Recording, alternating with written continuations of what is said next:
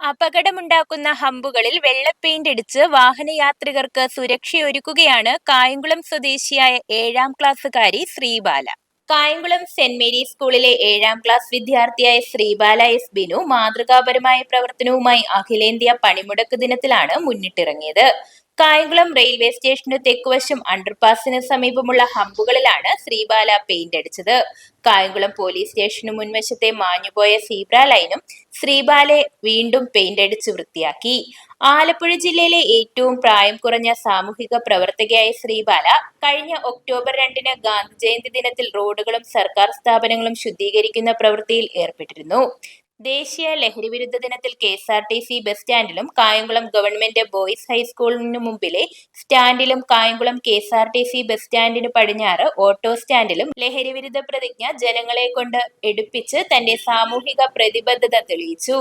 പരിസ്ഥിതി സംരക്ഷണത്തിനു വേണ്ടിയും മാലിന്യങ്ങൾ പ്ലാസ്റ്റിക്കുകൾ കത്തിക്കുന്നത് ഒഴിവാക്കുന്നതിനും വേണ്ടിയുള്ള ബോധവൽക്കരണത്തിന്റെ ഭാഗമായി കായംകുളം മുനിസിപ്പാലിറ്റിയുടെ മതിലിലും കായംകുളം ഗവൺമെന്റ് ബോയ്സ് ഹൈസ്കൂളിലെ മതിലുകളിലും ശ്രീബാല വരച്ച ചിത്രങ്ങളും ശ്രദ്ധേയമാണ്. വയനാടിന് കൈത്താങ്ങായി തന്റെ കുടുക്ക സമ്പാദ്യം മുഖ്യമന്ത്രിയുടെ ദുരിതാശ്വാസ നിധിയിലേക്ക് ആലപ്പുഴ ജില്ലാ കളക്ടർക്ക് കൈമാറിയ ശ്രീബാല തന്റെ സാമൂഹിക പ്രവർത്തനം മറ്റുള്ളവർക്ക് മാതൃകയാക്കുകയാണ്.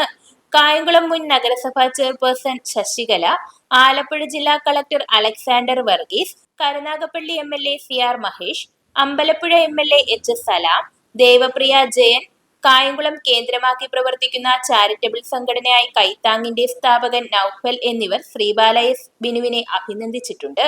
കായംകുളം സ്വദേശിയും മാവേലിക്കര KSRTC ഡിപ്പോയിലെ കണ്ടക്ടർ S ബിനുവിന്റെയും കായംകുളം പുന്നശ്ശേരി ഗ്രീഷ്മ ബിനുവിന്റെയും മകളാണ് ശ്രീബാല എസ് ബിനു.